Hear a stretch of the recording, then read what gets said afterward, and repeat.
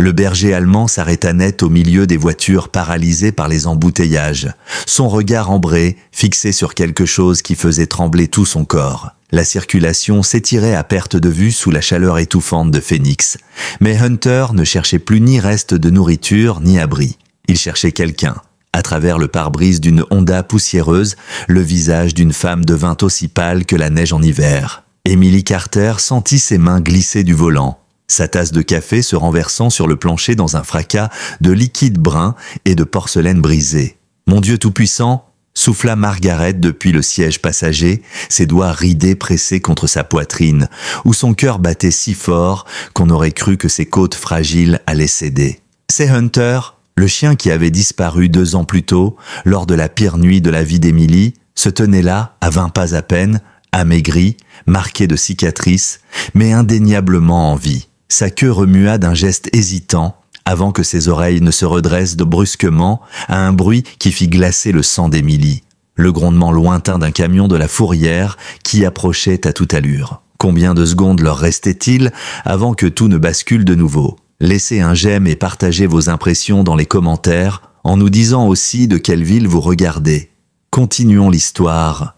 Emily Carter avait toujours cru que certaines blessures ne guérissaient jamais vraiment. Elles apprenaient seulement à mieux se cacher. À 32 ans, elle avançait dans la vie avec l'assurance mesurée de ceux qui ont vu trop de souffrance, à la fois dans les couloirs des urgences de Phoenix Memorial Hospital et dans son propre foyer. Ses cheveux auburn étaient attachés dans la même queue de cheval pratique qu'elle portait depuis l'école d'infirmière, et sa blouse médicale gardait encore les traces d'un service de 12 heures commencé bien avant l'aube. Le siège passager abritait ce qu'elle avait de plus précieux, Margaret Whitmore, 78 ans, aussi obstinée que le désert de l'Arizona. Les mains fripées de la vieille femme serraient un sac en cuir usé contenant 3 traitements cardiaques, un chapelet ayant appartenu à son mari défunt, sergent-chef William Whitmore, et 47 $ en liquide, tout ce qui restait de sa pension après l'achat des médicaments. « Tu conduis trop vite, ma chérie », murmura Margaret. Pourtant, l'aiguille du compteur dépassait à peine les 35 miles par heure, mais sa voix portait le poids d'une femme qui avait déjà enterré son mari, vu ses enfants partir à l'autre bout du pays et passer les 2 dernières années à pleurer un chien qui n'était même pas vraiment le sien. Emily serra plus fort le volant. Le rendez-vous de cardiologie à Phoenix Memorial ne pouvait pas attendre. Le dernier électrocardiogramme de Margaret avait révélé des anomalies inquiétantes et le docteur Alvarez avait employé des mots qui résonnaient encore dans l'esprit d'Emily. Intervention immédiate, consultation chirurgicale, mais chaque rue empruntée ressemblait à un champ de mines couvert de souvenirs. Chaque carrefour lui rappelait les recherches désespérées. Chaque lampadaire portait encore les vestiges effacés des affiches de chiens perdus qui avaient englouti ses économies et presque sa santé mentale. Hunter n'avait pas été seulement un animal de compagnie. C'était le dernier cadeau de son père, l'officier de police Robert Carter, mort d'une crise cardiaque 3 mois avant cette terrible nuit. Le chiot lui était parvenu avec un mot écrit de la main de son père « Tout bon flic a besoin d'un partenaire qui ne le trahira jamais. Hunter veillera sur toi quand je ne le pourrai plus. » Pendant 2 ans, Hunter avait été l'ombre d'Emily, son confident, sa raison de rentrer le soir. Il savait détecter ses cauchemars avant même qu'elle ne se réveille en sursaut, se postait entre elle et chaque livreur qui frappait à sa porte et semblait comprendre que le monde était devenu un lieu dangereux pour sa maîtresse. Puis, il y avait eu Andrew. La dépendance de son frère avait tout dévoré, les liens familiaux, la confiance, et finalement, lors d'une nuit de violence désespérée, même Hunter. L'effraction avait laissé Emily avec 17 points de suture, une commotion et un traumatisme qu'aucune thérapie ne pouvait effacer. Mais perdre Hunter avait brisé quelque chose de plus profond, une douleur qu'aucun médicament ne pouvait apaiser. Margaret posa sa main parcheminée sur celle d'Emily qui tremblait. « Ce chien t'aimait d'un amour féroce, ma petite. Parfois je crois qu'il essaie encore de retrouver le chemin du retour. » Emily, elle, avait cessé de croire aux contes de fées depuis longtemps. 47 000 $ de dettes accumulées pour payer des détectives privés, offrir des récompenses et financer les recherches l'avaient vaccinée contre toute illusion. Mais alors que le trafic ralentissait devant elle, quelque chose enfla dans sa poitrine, un sentiment qu'elle croyait enterré à jamais. Un accident avait transformé l'intersection en un labyrinthe de tôles froissées et de gyrophares. 3 véhicules s'étaient écrasés les uns contre les autres, comme des jouets brisés, leurs occupants déjà transportés dans des ambulances, incapables de progresser à cause du bouchon. Émilie consulta sa montre, 15h47. Le rendez-vous était à 16h15 et le docteur Alvarez avait été clair. Ce rendez-vous était vital, impossible à repousser. « Seigneur, aie pitié !» souffla Margaret en portant sa main à sa poitrine, où son cœur battait comme un oiseau prisonnier. « Émilie, je ne me sens pas bien. » L'instinct médical d'Émilie prit aussitôt le dessus. Les lèvres de Margaret viraient au gris, et des gouttes de sueur perlaient sur son front malgré la climatisation. « Margaret, regarde-moi, tu as une douleur dans la poitrine ?»« Pas une douleur, plutôt comme si quelqu'un s'asseyait sur moi. » murmura-t-elle à peine, sa voix étouffée par le vacarme des klaxons et des cris de conducteurs excédés. Émilie attrapa son téléphone pour appeler les secours, mais la silhouette de Hunter se faufilant entre les voitures la pétrifia. Le berger allemand avançait avec méthode, le museau levé, reniflant l'air avec une intensité qui trahissait une mission précise. Son pelage, autrefois éclatant, n'était plus qu'un amas terne et emmêlé, marqué de cicatrices qui racontaient une survie qu'Émilie n'osait imaginer.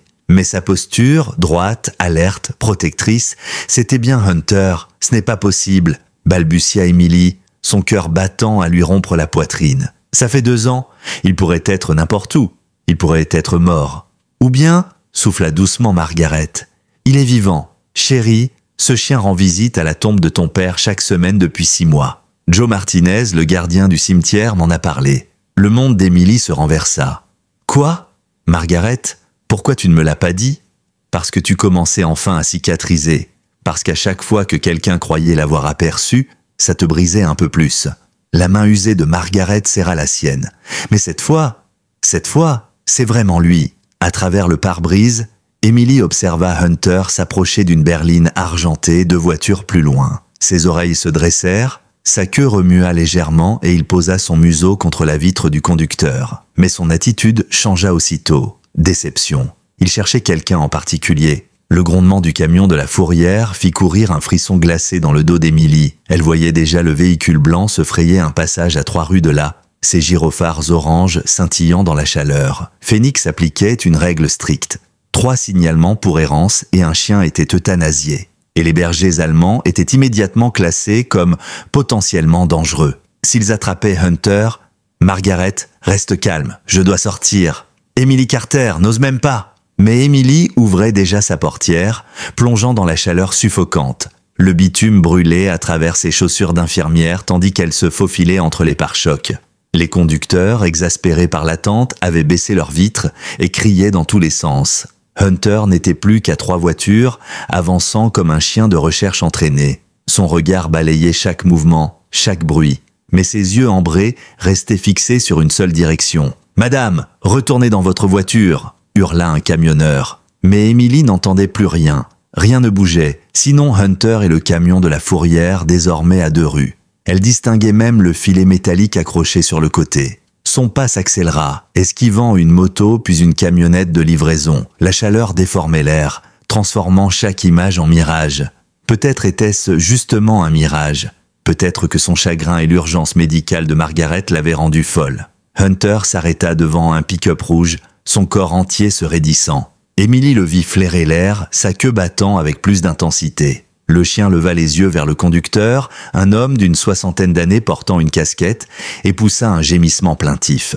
Pas la bonne personne, le camion de la fourrière n'était plus qu'à un pâté de maison. Émilie pouvait distinguer l'inscription de la ville sur la portière et les 2 agents à l'intérieur. L'un pointait déjà Hunter du doigt en parlant dans sa radio. Ils avaient tout l'équipement, ils avaient l'autorité, et ils ignoraient que ce chien avait passé 2 ans à protéger d'autres errants, à les guider, à devenir le chef d'une meute qui dépendait de lui. Émilie se mit à courir, ses semelles claquant contre l'asphalte brûlant. Derrière elle, la voix de Margaret s'éleva. « Émilie, tes médicaments pour le cœur, je n'arrive plus à respirer. » Mais Émilie ne pouvait plus s'arrêter. Hunter n'était plus qu'à 20 pieds, 15, 10. Et soudain, il se retourna. Leurs regards se croisèrent à travers la chaleur ondulante et le temps sembla suspendu. Dans les yeux d'ambre de Hunter, il y avait une lueur qu'elle connaissait par cœur, la reconnaissance. Mais aussitôt, quelque chose d'autre suivit. une lassitude profonde. Hunter avait appris à ne plus faire confiance à l'espoir. Il resta immobile, 3 battements de cœur, fixant Emily comme si elle risquait de s'évaporer à tout instant. Puis, lentement, sa queue commença à bouger. Pas l'exubérance d'autrefois, mais un signe mesuré, prudent, d'un chien qui avait compris que l'espérance pouvait être dangereuse. Emily tomba à genoux sur l'asphalte brûlant, ignorant la douleur qui traversait sa blouse. « Hunter !» Sa voix se brisa. « Mon Dieu, est-ce vraiment toi ?» Le berger allemand fit un pas puis s'arrêta. Ses narines frémirent, captant son odeur, et Emily vit l'instant précis où la reconnaissance inonda son regard. Sa queue battit plus vite, ses oreilles se redressèrent, mais toujours il restait prudent, comme un chien qui avait trop souffert pour se jeter aveuglément dans les bras du passé. Son museau s'avança jusqu'à toucher la main d'Emily, et 2 années de douleur se fissurèrent d'un coup dans sa poitrine. Son pelage était plus rêche, son corps plus maigre, mais la chaleur de son souffle sur sa peau était restée la même. « Je n'ai jamais cessé de te chercher », murmura Emily, des larmes ruisselant sur ses joues. « Pas un seul jour. J'ai payé des détectives, j'ai parcouru chaque refuge de 3 États. Elle s'interrompit au bruit métallique qui tinta sous sa main. Autour du cou de Hunter, caché par sa fourrure épaisse, pendait un collier. Pas le rouge éclatant dont elle se souvenait, mais un cuir usé avec une plaque en laiton. Les doigts tremblants, elle lut l'inscription « Sergent Robert Carter, unité K9, jamais oublié ». Le collier de son père, celui qui avait été enterré avec lui 2 ans et demi plus tôt. Comment ? Emily balbutia. « Comment tu as eu ça ?» Hunter pressa sa tête contre sa poitrine, et un instant, il n'y eut plus que ça, le poids de son chien, la réalité de ce miracle, la preuve que l'impossible pouvait exister. Mais le grondement du camion de la fourrière se rapprochait, et l'instinct médical reprit le dessus. Emily se redressa en sursaut. « Margaret !» À travers le pare-brise de la Honda, elle distingua la vieille femme affaissée contre la portière, le visage livide. « Hunter, je dois y aller. Margaret a besoin de moi. » Mais à peine fit-elle un pas que le chien lui barra le chemin. Son regard n'était pas fixé sur elle, mais sur quelque chose derrière. Emily suivit sa ligne de vue, et son sang se glaça. 3 chiens venaient d'émerger des ombres sous une camionnette renversée. Une labrador jaune, au ventre gonflé, avançait péniblement, chaque pas trahissant une mise basse imminente. À ses côtés boitait un vieux border collie, ses yeux voilés de cataracte. Le 3e, un pitbull croisé, n'avait plus qu'une patte avant, son corps marqué de cicatrices de combat passés. Et à l'arrière, collé à Hunter, trottinait un chiot berger allemand d'à peine 6 mois dont le pelage rappelait déjà celui de son père. Mais ses oreilles portaient de petites marques rondes qui firent chavirer l'estomac d'Emily. Des brûlures de cigarettes. « Seigneur !» souffla-t-elle. « Hunter, qui sont-ils » Le regard du chien était limpide. « Ce sont les miens, je les protège. » Le camion de la fourrière n'était plus qu'à un bloc, ses gyrophares orange clignotant. Emily voyait distinctement l'un des agents préparer une perche avec un nœud coulant, et l'autre attraper ce qui ressemblait à un fusil hypodermique. Elle reconnut l'agent principal, Jake Morrison, déjà croisé aux urgences lorsqu'il amenait des victimes de morsures. Son regard froid ne promettait aucune indulgence. Emily sentit la panique l'envahir. Margaret suffoquait. La labrador était en plein travail. Le border collie voyait à peine. Le pitbull amputé tenait à peine debout. Et Hunter refusait de fuir. « Margaret !» cria Emily en courant vers la Honda. La vieille femme peinait à respirer, ses lèvres prenant une inquiétante teinte bleutée. Emily lui ouvrit la portière. « Douleur à la poitrine, ça descend dans mon bras gauche », murmura Margaret, chaque mot arraché à son souffle. Emily reconnut les signes. « Ce n'est pas ton heure, Margaret. Tu fais un infarctus, mais on va s'en sortir. » Elle sortit son téléphone, composa le 911. Ici, Emily Carter, infirmière diplômée à Phoenix Memorial, femme de 78 ans, symptômes d'infarctus aigu, intersection de Camelback et 32e rue, bloquée dans un bouchon suite à un accident multiple. Besoin d'une ambulance immédiatement. La voix du standard répondit « Des unités sont déjà en route, mais le trafic est saturé. Délai estimé, 15 minutes. 15 minutes. » Margaret n'en avait pas autant. Emily vit le pouls désordonné battre dans sa gorge. Une arythmie ventriculaire. Elle se mordit la lèvre, impuissante. Puis un mouvement attira son attention. Hunter s'était avancé vers un énorme pick-up Ford, s'était dressé contre la portière et avait aboyé avec autorité. Le conducteur, un colosse en gilet de chantier, se figea en croisant ses yeux intelligents. Sans hésiter, il manœuvra son véhicule pour créer une étroite ouverture. Nom de Dieu, lança-t-il par la fenêtre, ce chien essaie de dégager un passage. Hunter se dirigea vers la voiture suivante, un monospace rempli d'enfants, et répéta l'opération. En quelques minutes, comme guidés par une urgence qu'ils ne comprenaient pas, les conducteurs commencèrent à s'écarter, créant un corridor étroit. La Labrador, haletante, resta près de la Honda, comme consciente que Margaret avait besoin de protection. Le vieux Border Collie et le Pitbull se postèrent aux côtés de Hunter, veillant à ce que le passage reste libre. Emily n'en croyait pas ses yeux. « Margaret, tu vois ça ?» La vieille femme esquissa un sourire faible. « Ton père me disait toujours, le grand-père de Hunter, Duke, savait contrôler les foules lors des accidents. On dirait bien que l'intelligence est héréditaire. » Elle ferma les yeux, épuisée. Au loin, des sirènes se rapprochaient. Une ambulance parvint à se frayer un chemin dans le corridor improvisé.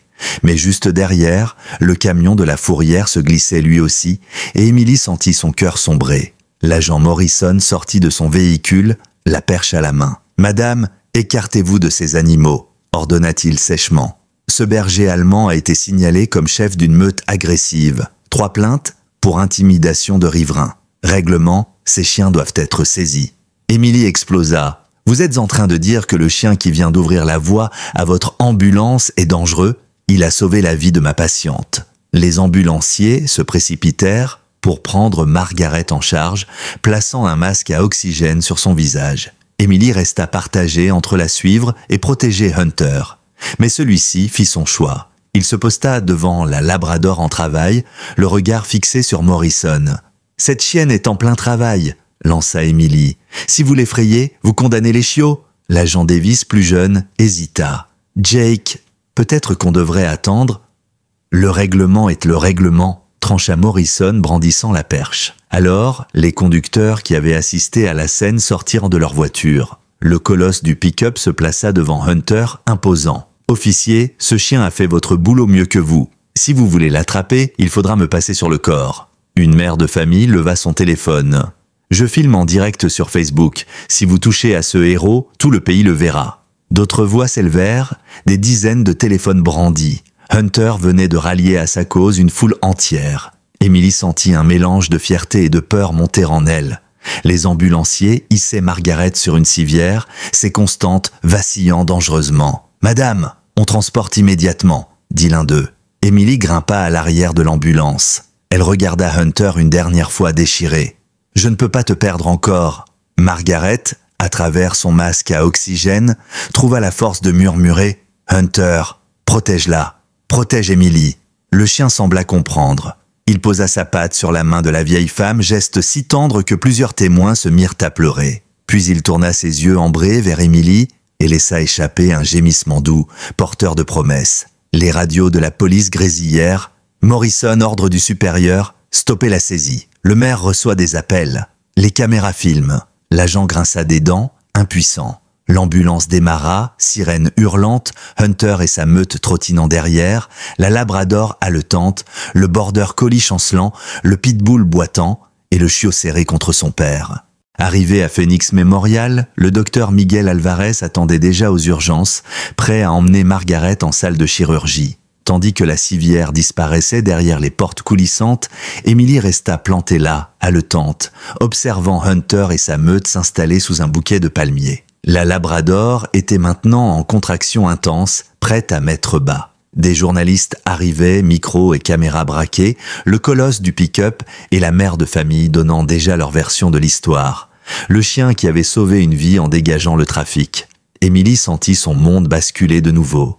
Hunter n'était pas seulement revenu, il n'était pas seul.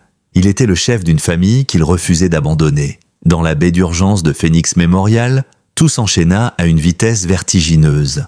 Margaret fut immédiatement emmenée par le docteur Alvarez et son équipe, déjà préparée pour une angioplastie. Emily, la blouse encore tachée de sueur et de poussière, resta sur le parking, tremblante, ses yeux rivés sur Hunter.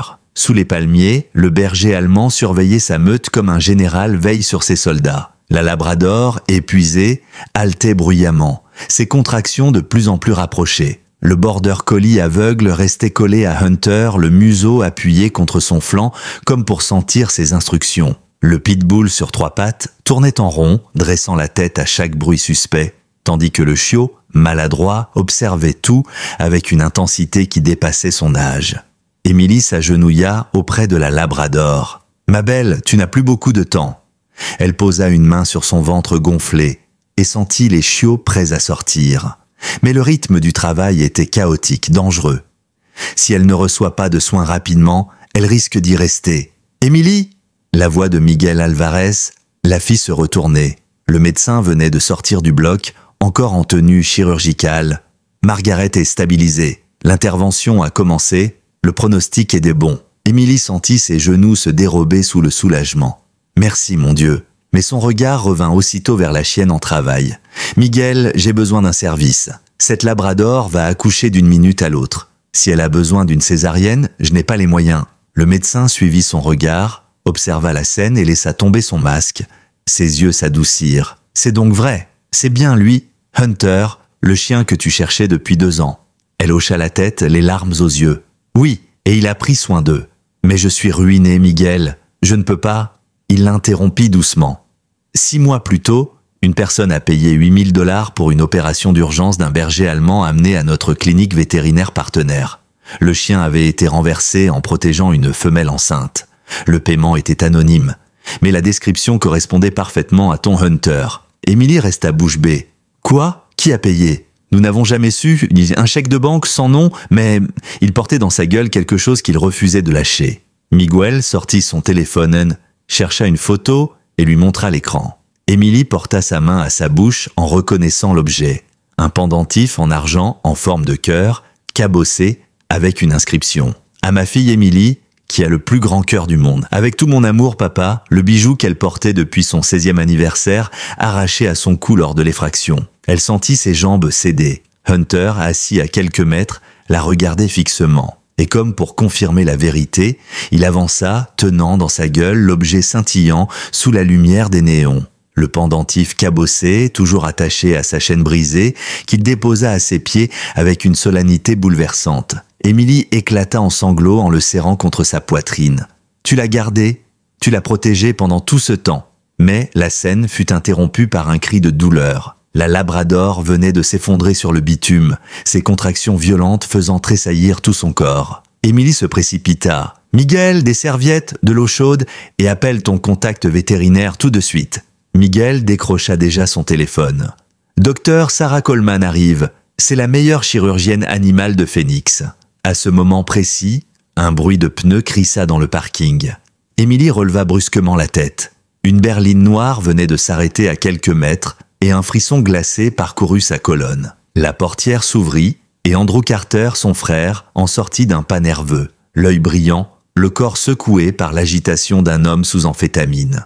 2 hommes l'accompagnaient, au visage dur, aux yeux calculateurs. « Eh bien, lança Andrew d'une voix grinçante qui résonna dans l'air épais. « Ma chère sœur a retrouvé son précieux toutou. » Hunter se plaça immédiatement devant Émilie, son pelage hérissé, un grondement sourd montant de sa gorge.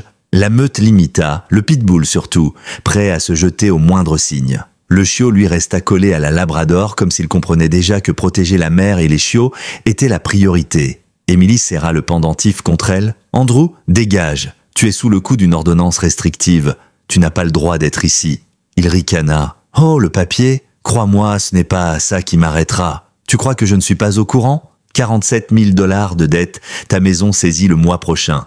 Tu n'as plus rien. Et moi, je suis venu récupérer ma part. »« Ta part ?» répliqua Émilie, la voix tremblante mais ferme. « Il n'y a rien à partager. L'assurance de papa a déjà été dépensée pour mes études. Tu le sais ?» Le sourire d'Andrew se fit carnassier. « Il reste la maison. Papa voulait qu'on la divise. Alors je calcule 50 000 pour ma moitié, plus intérêt, plus, disons, compensation pour ce que ce maudit chien m'a fait. » Émilie sentit son estomac se nouer. Les souvenirs de cette nuit sanglante la frappèrent. Andrew, défoncé, fouillant la maison, Hunter s'interposant et mordant violemment son avant-bras avant d'être traîné de force. « Tu ne recevras rien ?» Sa voix claqua, froide comme l'acier. Mais Andrew sourit encore, jetant un regard à l'un de ses complices. L'homme sortit un téléphone et le brandit. « Voilà comment ça va se passer. Mon pote va filmer une plainte pour attaque de chien. Toi, tu nous files 50 000 cash et Hunter est épargné. Sinon, on appelle la fourrière et ton gros héros finit euthanasié. » Le grondement de Hunter monta d'un cran. Emily savait qu'il n'avait pas peur, mais elle si. Elle savait de quoi son frère était capable sous drogue. Le temps pressait, la Labrador en détresse, Margaret en chirurgie, et maintenant Andrew prêt à tout. Emily appela une voix, elle se retourna. La docteure Sarah Coleman arrivait dans son van vétérinaire déjà équipé. En se penchant sur la Labrador, elle secoua la tête. Premier chiot en siège, la mère est épuisée. Il faut une césarienne d'urgence, pas de temps à perdre. Emily sentit son monde exploser. Mais on n'a pas de bloc ici. Nous pouvons utiliser le petit labo de chirurgie animale de l'hôpital, proposa le docteur Alvarez. Mais cela va coûter très cher. Andrew éclata de rire. Tu vois? Exactement ce que je dis. Tu n'as pas les moyens de sauver une bande de clébards, mais si tu m'écoutes... Il n'eut pas le temps de finir. Les caméras d'une chaîne locale, alertées par le buzz autour de Hunter, débarquaient déjà. Une journaliste, Jessica Morales, fit signe à son caméraman d'allumer immédiatement. Sa voix résonna claire et ferme. Ici Jessica Morales en direct depuis Phoenix Memorial, où Hunter, le chien héros qui a sauvé une vie en dégageant la circulation, se retrouve menacé par l'homme accusé de l'avoir enlevé il y a 2 ans lors d'une effraction violente. Andrew pâlit sous la lumière de la caméra. « Éteignez ça. Monsieur, nous sommes sur un lieu public, » répliqua calmement la journaliste. « Et nos téléspectateurs veulent savoir pourquoi un homme menace un chien qui vient d'accomplir un acte héroïque. » La tension atteignit son paroxysme. Emily se plaça instinctivement devant Hunter, le pendentif serré dans sa main. La foule des témoins grossissait, des téléphones levés, des voix s'élevant. « Touchez pas à Hunter, ce chien est un héros !» Hunter, lui, ne bougeait pas. Il fixe Andrew droit dans les yeux, son corps tendu mais immobile. Pas de menace, pas d'attaque, simplement un regard lourd de sens. Un silence pesant s'abattit jusqu'à ce que Margaret, incroyablement, apparaisse en fauteuil roulant, poussée par une infirmière. Sa voix fragile mais ferme fendit l'air. « Andrew Carter, tu es celui qui a brisé le foyer de ta sœur et volé son chien. Tu n'as rien à faire ici. » Les policiers, appelés par l'hôpital, surgirent derrière elle. L'agent Jeannette Torres s'avança. « Monsieur Carter, vous violez une ordonnance restrictive et tentez une extorsion. Vous êtes en état d'arrestation. » Andrew protesta, tenta de reculer, mais ses complices fuirent déjà en voiture. Les menottes claquèrent, et tandis qu'il était emmené, les caméras capturaient tout. Hunter protégeant la Labrador, Emily à ses côtés, Margaret en témoin indomptable. Mais au sol, la Labrador gémit, ses contractions violentes annonçant l'urgence absolue. Emily serra les dents. « Miguel, Sarah, dépêchons-nous, cette chienne et ses chiots ne doivent pas mourir aujourd'hui. » Dans la petite salle de chirurgie animale du Phoenix Memorial, tout se mit en place à une vitesse fulgurante. La docteure Sarah Coleman enfila ses gants, son visage concentré. Emily l'assistait, enfilant elle aussi une surblouse. Miguel Alvarez avait déjà fait préparer du matériel stérile, transformant ce modeste espace en véritable bloc opératoire improvisé. La Labrador haletante gisait sur la table perfusée, son ventre gonflé tremblant sous l'effort. Hunter, posté juste devant la porte, refusait d'être séparé, sa silhouette sombre veillant comme un soldat. « Emily maintient la stable », ordonna Sarah Coleman d'une voix ferme mais calme. L'infirmière obéit, caressant doucement la chienne pour la rassurer. « Tout va bien, ma belle, on est là. Tiens bon !» Le premier cri déchira bientôt l'air. Un chiot, encore glissant de liquide amniotique, respirait déjà avec force. Emily éclata en larmes de soulagement en le frictionnant doucement avec une serviette chaude, puis un deuxième, puis un troisième. Le temps sembla suspendu, rythmé par les petits gémissements des nouveau-nés et les gestes précis de la chirurgienne. Hunter, malgré la porte entre eux, entendait tout. Chaque petit cri déclenchait un mouvement de sa queue, chaque respiration de chiot faisait frémir ses oreilles. Et lorsqu'Emily sortit enfin de la salle un minuscule chiot contre sa poitrine, il s'approcha immédiatement, reniflant avec une tendresse infinie. Le vieux border collie se plaça aussitôt à côté, comme pour accueillir ce nouveau membre dans leur étrange famille. La presse avait eu vent de l'événement. Dans le hall de l'hôpital, des caméras filmaient déjà, captant la silhouette noble de Hunter entouré de sa meute.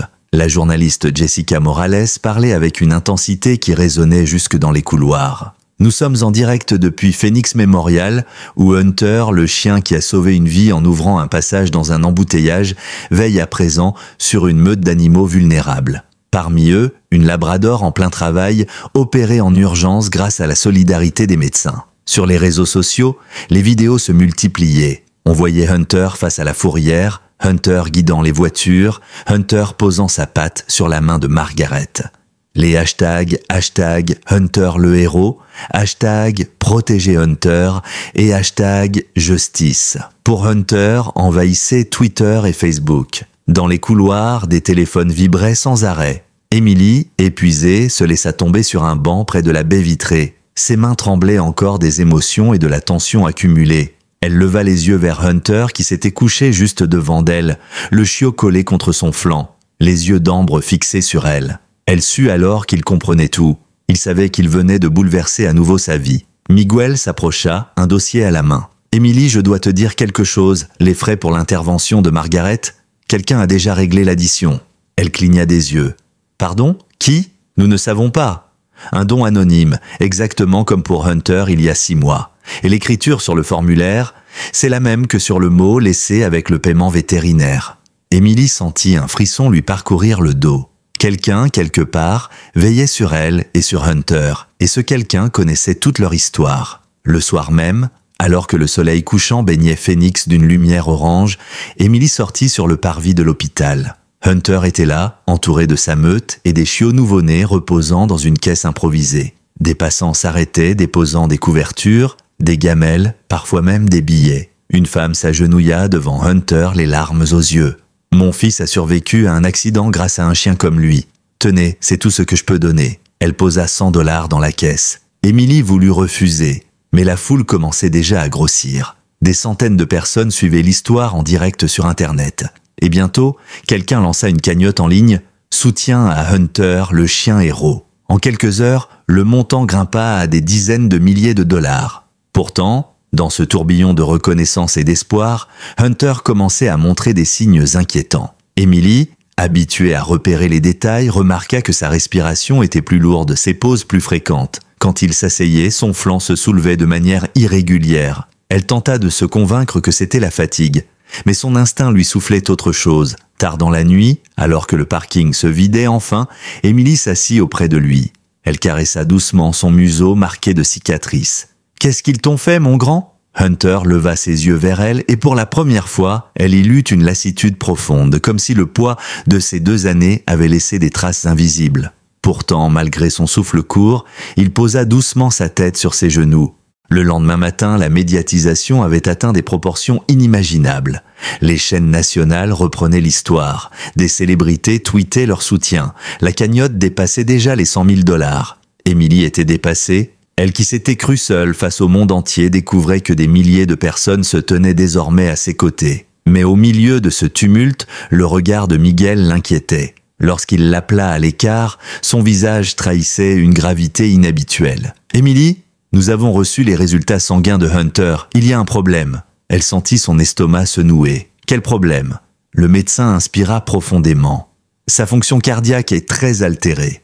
Hunter souffre d'une cardiomyopathie avancée. Son cœur est sévèrement dilaté et ne pompe plus efficacement. Emily secoua la tête avec violence. « Non, non, c'est impossible. Il vient de sauver Margaret, il a ouvert une voie dans un bouchon, il a puisé dans ses dernières réserves, » coupa doucement Miguel. « D'après les examens, il lui reste peut-être 6 mois, 8 avec un traitement intensif. Mais la vérité, Emily, c'est qu'il est en train de s'éteindre. » Ses jambes cédèrent et elle s'agrippa à la rambarde du couloir. Non, pas maintenant, pas après tout ce qu'il venait de traverser. Elle se retourna vers Hunter, il était là, allongé, entouré des chiots, veillant encore, et soudain, elle comprit que lui savait déjà. Il savait que son temps touchait à sa fin. Margaret, encore faible mais tenace, apparut alors, soutenue par une infirmière. Elle croisa le regard d'Emily et comprit aussitôt. Sa main tremblante se posa sur l'épaule de la jeune femme. « Ma chérie, certains cœurs sont si grands qu'ils s'épuisent de plus vite. » Emily éclata en sanglots contre elle.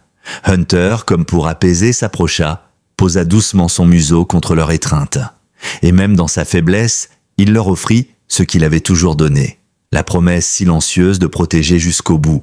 La révélation de la maladie d'Hunter avait laissé Emily dévastée. Elle errait dans les couloirs de l'hôpital comme une âme en peine, son pendentif serré dans la paume, le regard perdu. Mais ce soir-là, Miguel Alvarez entra dans la petite salle de repos où elle s'était réfugiée, un dossier sous le bras et une enveloppe jaunie à la main. Son visage trahissait une émotion qu'il tentait de contenir. « Emily, il y a quelque chose que vous devez voir. » Elle releva les yeux, encore rougie de larmes. Miguel déposa l'enveloppe sur la table. Margaret m'a confié ceci il y a quelques semaines, avec pour consigne de vous le remettre seulement quand le moment serait venu. Émilie fronça les sourcils, son cœur battant déjà plus fort. Elle ouvrit l'enveloppe et reconnut aussitôt l'écriture tremblante mais soignée de Margaret. Ses mains se mirent à trembler. La lettre commençait simplement. « Ma chère Émilie, si tu lis ces lignes, c'est que Hunter a accompli sa mission et que tu dois enfin connaître la vérité. » Émilie sentit ses yeux s'embuer davantage. Elle dévora chaque mot. 3 semaines après sa disparition, Hunter est réapparu dans mon jardin. Il était méconnaissable, amaigri, couvert de blessures, à bout de force. J'ai voulu t'appeler immédiatement, mais il m'en a empêché. Oui, ma petite, ce chien savait exactement ce qu'il faisait. Chaque fois que je prenais le téléphone, il se mettait à gémir, à me barrer la route, à me fixer avec une intensité qui ne laissait place à aucun doute.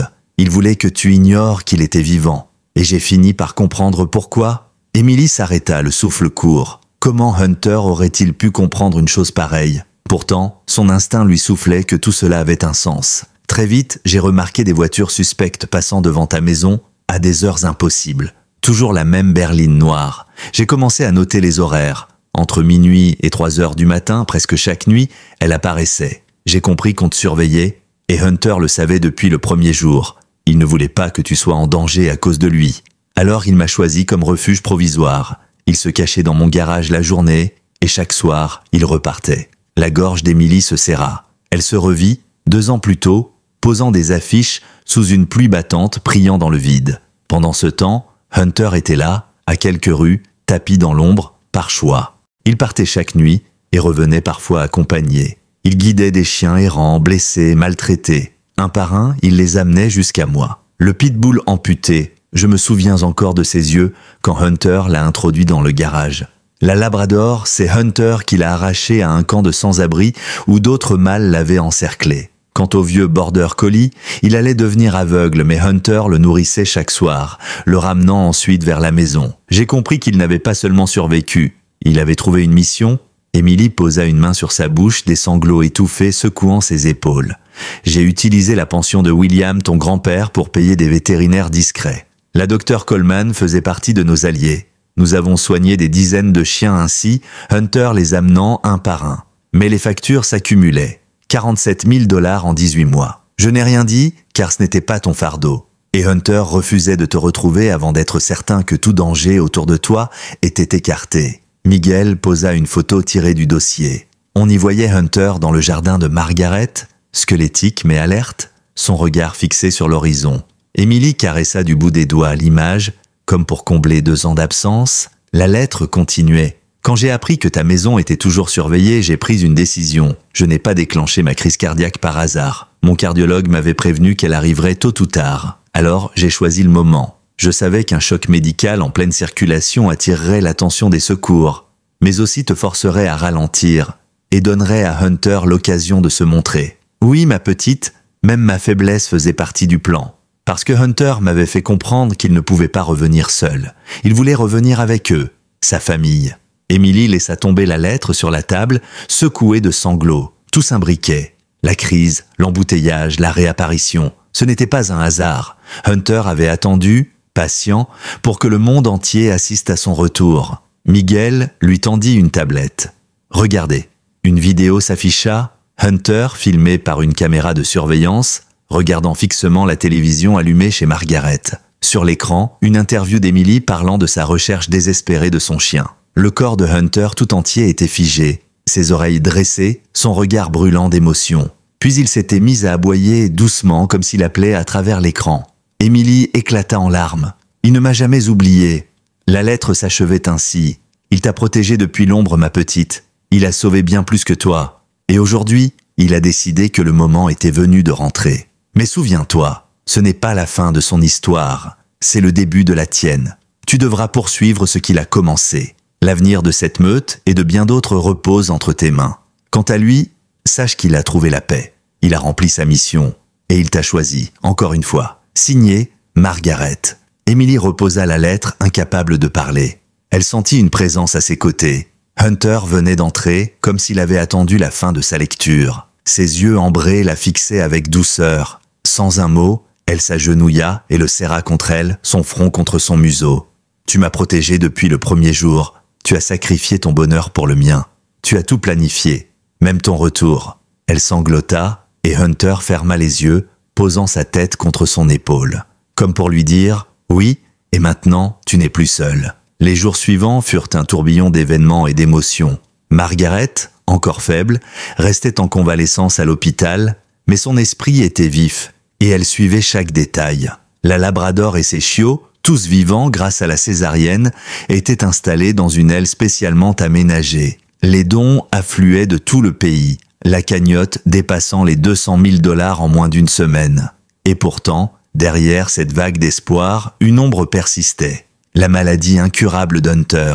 Un soir, alors qu'Emily veillait sur lui dans le petit espace où il reposait, Miguel Alvarez entra accompagné d'un homme qu'elle n'avait pas vu depuis longtemps. Ses cheveux grisonnaient, son visage portait les marques d'années de service, mais ses yeux restaient perçants. Emily le reconnut aussitôt, Raymond Kowalski, ancien partenaire de son père au sein de la police de Phoenix. « Emily, dit-il d'une voix grave, ton père m'avait fait promettre quelque chose. Je crois que le moment est venu de tenir cette promesse. » Emily fronça les sourcils, confuse. Kowalski sortit un dossier épais qu'il posa sur la table devant elle. « La nuit où ton frère a envahi ta maison, je l'ai suivi. J'avais des soupçons depuis des mois. Robert, ton père, m'avait confié que Andrew, avait de mauvaises fréquentations. Ce soir-là, j'étais déjà en planque. J'ai vu Andrew partir en voiture avec Hunter de force, mais ce que tu ignores, c'est qu'Hunter n'était pas prisonnier. » Emily sentit son souffle se bloquer. « Qu'est-ce que vous voulez dire ?» Kowalski ouvrit le dossier et sortit une clé USB. Miguel brancha la clé sur son ordinateur portable.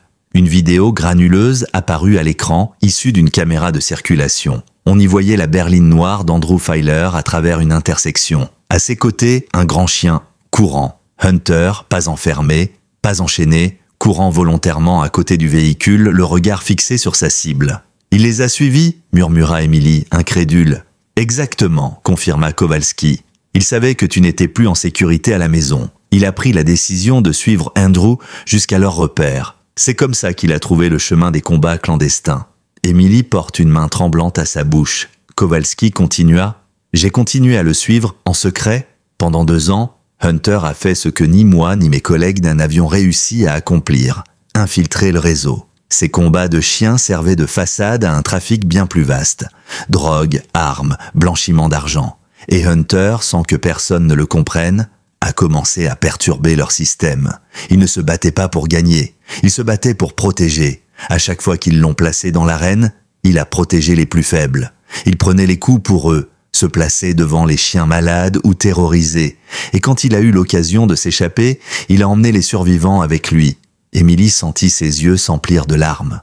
Mon Dieu, il n'était pas seulement en fuite, il menait une guerre silencieuse. Exactement. Et chaque fois qu'il ramenait un chien chez Margaret, c'était une pièce de plus au puzzle. Je documentais tout. Photos, vidéos, témoignages. Grâce à lui, nous avons pu lancer une opération d'envergure. 37 arrestations, 200 animaux sauvés. Le réseau démantelé. Emily se laissa tomber sur une chaise abasourdie. Hunter, couché non loin, leva la tête. Ses yeux ambrés croisèrent les siens. Et elle comprit qu'il avait entendu chaque mot. Il ne cherchait ni gloire ni reconnaissance. Il avait juste accompli sa mission. Kowalski sortit alors une lettre manuscrite. « C'est de ton père !» Il l'avait rédigée avant sa mort au cas où.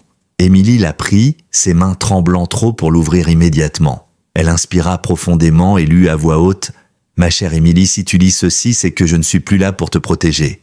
Mais j'ai confiance en Hunter, il est plus qu'un chien. Il est ton partenaire. Si un jour tout s'effondre, sache qu'il saura quoi faire. Fais-lui confiance, même si ses choix semblent difficiles à comprendre, car il suivra toujours une seule boussole. La tienne. » Les mots brouillés par les larmes, Emily reposa la lettre sur ses genoux. « Papa savait ? Il savait que Hunter était différent. Il l'avait choisi pour toi, » confirma Kowalski.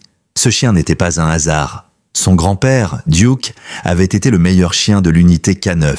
Hunter a hérité de cette intelligence, de cette loyauté, et il l'a utilisé pour accomplir ce qu'aucun être humain n'aurait pu réaliser. Emily enfouit son visage dans la fourrure d'Hunter. « Tu as tout supporté seul. Tu as tout planifié, même ta souffrance. » Miguel posa une main sur son épaule. Mais il ne l'a pas fait seul. Margaret l'a aidé, moi aussi, et d'autres vétérinaires discrets. Mais c'est lui qui menait la danse. C'est lui qui décidait qui sauver, où les conduire. Il a bâti un réseau de protection. Kowalski ajouta, et maintenant, ce réseau est prêt à continuer. Grâce à la cagnotte, grâce aux dons, grâce à la médiatisation, l'héritage d'Hunter peut devenir une fondation. Mais il te faut être prête, Emily, car son temps est compté. Emily leva les yeux, les larmes brouillant sa vision. Hunter la fixait toujours, calme, comme s'il voulait lui transmettre toute sa force. Elle caressa doucement son museau. « Alors je continuerai, pour toi, pour papa, pour tous ceux que tu as sauvés, je te le promets. » Hunter, malgré la fatigue, remua faiblement la queue, comme pour dire « mission accomplie, la relève est assurée ». Le retour à la maison fut un moment à la fois doux et déchirant. Emily franchit le seuil de la petite maison familiale, Hunter juste derrière elle, suivi du pitbull boiteux, du vieux border collie, de la labrador et de ses chiots encore fragiles. Margaret, soutenue par une canne, accueillit la troupe avec un sourire ému. « Voilà donc notre nouvelle famille », dit-elle, la voix tremblante mais emplie de chaleur. La maison, autrefois silencieuse et pleine de fantômes, reprit vie instantanément. Le salon fut transformé en nurserie improvisée pour la labrador et ses petits. Le vieux border collie trouva sa place près de la cheminée. Le pitbull, malgré son handicap, se posta comme un gardien devant la porte d'entrée, prêt à défendre son nouveau foyer. Quant au chiot berger allemand, qu'Emily avait commencé à appeler Hope, il suivait Hunter partout, l'imitant jusque dans ses moindres gestes. Dès les premiers jours, Emily constata à quel point Hunter se fatiguait vite. Ses respirations devenaient plus lourdes après le moindre effort. Parfois, il s'installait simplement dans le jardin, observant Hope avec une patience infinie, comme un professeur qui transmet ses dernières leçons. Emily comprit qu'il était en train d'éduquer son successeur. Hope apprenait à regrouper les autres chiens, à répondre aux bruits suspects, à calmer la labrador quand elle s'agitait. Chaque interaction semblait être un passage de relais silencieux. La nouvelle de la meute d'Hunter se propagea comme une traînée de poudre. Les médias revenaient sans cesse pour filmer des images de ce sanctuaire improvisé. Des dons matériels affluaient, couvertures, croquettes, médicaments. Des voisins proposaient leur aide. Certains venaient simplement s'asseoir et caresser les chiens, comme pour partager un peu de leur réconfort. Un après-midi, alors qu'Emily remplissait les gamelles dans la cuisine, Margaret l'appela depuis le porche. « Viens voir ma fille ». Emily sortit et vit Hunter allongé dans l'herbe, entouré de tous les chiens, les chiots roulés contre lui. Le soleil couchant baignait la scène d'une lumière dorée. « Ton père serait fier », dit doucement Margaret. Il rêvait d'une maison remplie de vie et de loyauté. Hunter a accompli ce rêve à sa manière. Emily serra les bras autour d'elle, luttant contre les larmes. « Mais il va me quitter et je ne suis pas prête. » Margaret posa une main rassurante sur son épaule. « On n'est jamais prêt, Emily. Mais il t'a préparé, tu vois, Hope? Il a déjà appris plus en 2 semaines que certains chiens en une vie. Hunter t'offre plus qu'un souvenir. Il t'offre une continuité. Le docteur Coleman passait régulièrement, surveillant la santé d'Hunter. Les médicaments soulageaient ses symptômes, mais son cœur restait gravement atteint. « Il n'a pas mal ?» expliqua-t-elle un soir. « Mais chaque jour est un cadeau volé au temps. Profitez-en. » Alors, Emily décida de transformer la douleur imminente en action. Avec Margaret, elle lança officiellement le projet de la Fondation Hunter. L'objectif, créer un sanctuaire pour les chiens abandonnés et victimes de maltraitance. Grâce aux dons en ligne, déjà supérieurs à 300 000 $, elles purent acheter du matériel, aménager une partie du terrain et commencer à accueillir d'autres animaux signalés par les refuges locaux. Chaque soir, Emily se couchait épuisée, mais le cœur un peu plus apaisé. Hunter dormait à ses côtés comme autrefois, sa respiration parfois irrégulière mais son regard toujours vigilant. Une nuit, alors qu'elle se réveilla en sursaut, elle le surprit assis dans l'obscurité, surveillant la porte comme au premier jour. « Tu ne dors jamais, hein ?» murmura-t-elle en le caressant. Hunter posa sa tête contre sa main comme pour lui dire « Même fatigué, je veille encore ». Hope, lui, grandissait vite. Il devenait plus sûr de lui, plus attentif, toujours collé à Hunter. Emily remarqua qu'il commençait à reproduire même ses aboiements courts et secs pour donner des ordres aux autres chiens. « C'est son fils spirituel », dit un jour Miguel, venu leur rendre visite. Quand Hunter ne sera plus là, Hope saura. Mais chaque moment de joie était teinté d'une tristesse sourde. Emily voyait bien que le corps d'Hunter s'affaiblissait. Certains matins, il peinait à se lever. Parfois, il posait sa tête sur les genoux d'Emily avec un soupir fatigué qui semblait dire « Je me rapproche de la fin ».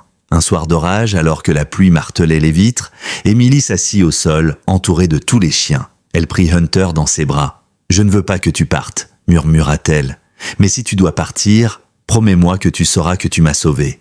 Que tu as sauvé plus que moi. » Hunter la regarda longuement, ses yeux reflétant une sagesse infinie. Puis il posa doucement son museau contre son cœur, comme pour lui rappeler que leurs battements avaient toujours été synchronisés.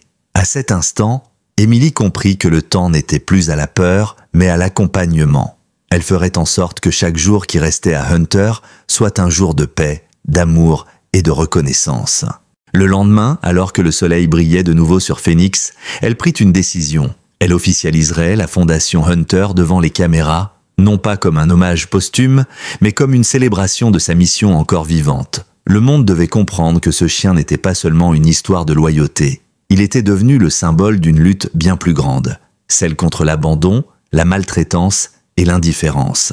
Hunter, allongé à ses pieds, leva la tête et battit faiblement de la queue, comme s'il approuvait déjà. La conférence de presse fut organisée dans le jardin même de la maison familiale, désormais transformée en sanctuaire improvisé. Des banderoles blanches portaient l'inscription Fondation Hunter, sauver, protéger, espérer. Emily avait mis des jours à préparer cet événement avec Margaret, Miguel et la docteure Coleman. Les caméras locales et nationales s'alignaient déjà sur la pelouse, tandis que des voisins, des bénévoles et des familles, avec leurs animaux de compagnie, se massaient derrière les barrières installées à la hâte.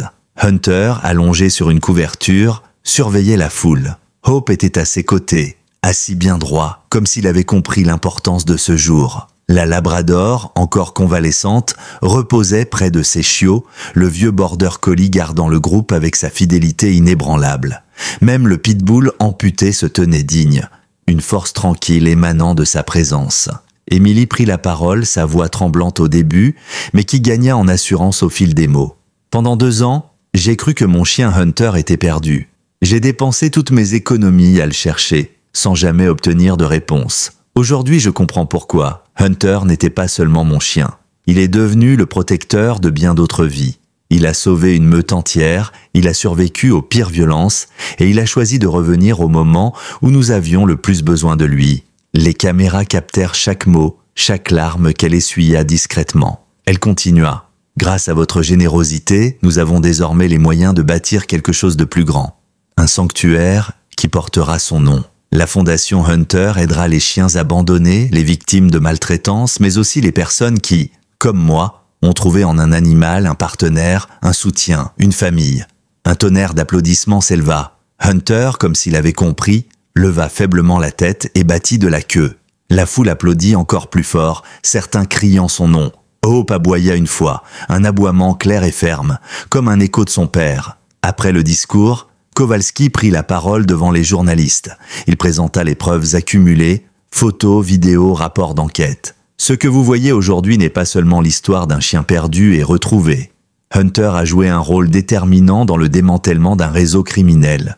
Grâce à son courage, 37 arrestations ont été effectuées et plus de 200 animaux ont été sauvés. Cet animal est, ni plus ni moins, un héros de guerre civile. Le silence tomba un instant, suivi d'une standing ovation improvisée. Certains journalistes avaient les larmes aux yeux. Emily, elle, sentait son cœur gonflé de fierté et de douleur mêlée. Dans les jours qui suivirent, la Fondation Hunter devint virale. Des célébrités relayèrent l'histoire, des vétérinaires de tout le pays proposèrent leur aide, des écoles collectèrent des fonds. Une vague d'amour et de solidarité se répandit, dépassant tout ce qu'Emily aurait pu imaginer. Mais derrière chaque sourire, chaque promesse, il y avait la réalité qu'elle ne pouvait fuir. Hunter s'éteignait doucement. Chaque matin, il se levait avec un peu plus de difficulté. Chaque soir, il respirait un peu plus lourdement. Et pourtant, il ne se plaignait jamais. Il veillait toujours, s'assurant que les chiots allaient bien, que Hope continuait d'apprendre, qu'Emily n'était jamais seule. Un soir, alors que le ciel d'Arizona s'embrasait de nuances rouges et or, Emily s'assit à ses côtés. Hunter reposait, la tête posée sur ses genoux, ses yeux d'ambre encore lumineux malgré la fatigue. Elle caressa doucement sa fourrure, son pendentif argenté serré dans l'autre main. « Tu as rempli ta mission, mon grand. Tu m'as protégé, tu les as sauvés, tu as inspiré des milliers de gens. Mais s'il te reste une promesse à me faire, promets-moi que tu partiras sans douleur. » Hunter la fixe longuement, puis ferme les yeux. Sa queue bougea une dernière fois, un battement lent mais sûr, comme pour lui dire promis. Hope, qui observait en silence, s'approcha et posa son museau contre celui de son père. Emily sentit alors que le relais avait déjà été passé. Les jours suivants furent vécus comme une veillée permanente. Des voisins venaient déposer des fleurs, des lettres, des photos de leurs propres animaux. Margaret chantonnait parfois de vieilles berceuses en s'asseyant à côté de Hunter, sa main ridée caressant doucement son dos. Emily dormait rarement, incapable de quitter son côté. Puis arriva ce matin paisible baigné de lumière dorée. Hunter était couché dans le jardin, entouré de sa meute, Emily assise tout près. Ses respirations étaient lentes, régulières mais faibles. Elle lui murmura « Tu peux te reposer maintenant, tu es à la maison ». Hunter leva les yeux une dernière fois vers elle, et Emily sut qu'il comprenait. Dans son regard, il n'y avait ni peur ni tristesse, seulement une paix absolue. Il posa sa tête contre ses genoux, et entouré de ceux qui l'avaient sauvé, son cœur s'arrêta doucement. Emily éclata en sanglots, Margaret posa une main réconfortante sur son épaule, et Hope resta immobile, digne, comme s'il savait que le moment était venu de prendre la relève. Hunter avait tenu sa promesse jusqu'au bout. Les jours qui suivirent la disparition d'Hunter furent marqués par une étrange dualité. La douleur de son absence se mêlait à une énergie nouvelle, comme si sa mission continuait d'imprégner l'air autour d'eux. Emily se réveillait chaque matin avec un vide insupportable, mais aussi avec une force qu'elle n'aurait jamais cru posséder. Elle n'avait pas le choix. Hunter lui avait confié une promesse, et elle devait la tenir. La fondation Hunter fut officiellement lancée 2 semaines plus tard. Une cérémonie émouvante eut lieu dans le même jardin où Hunter avait rendu son dernier souffle. Des centaines de personnes étaient présentes, voisins, bénévoles, vétérinaires, familles venues avec leurs animaux. Les médias retransmirent l'événement en direct et des milliers de spectateurs suivirent en ligne. Emily prit la parole, le pendentif argenté contre sa poitrine et Hope assis à ses pieds. Hunter n'est plus avec nous physiquement, mais son esprit continue de vivre à travers chaque chien que nous sauverons, chaque famille que nous aiderons, chaque acte de compassion qui naîtra de son histoire. Ce sanctuaire n'est pas un adieu, c'est une promesse. À ces mots, la foule éclata en applaudissements. Hope aboya d'un ton clair, comme pour approuver. Les chiots de la Labrador, désormais assez grands pour gambader, couraient autour des enfants présents,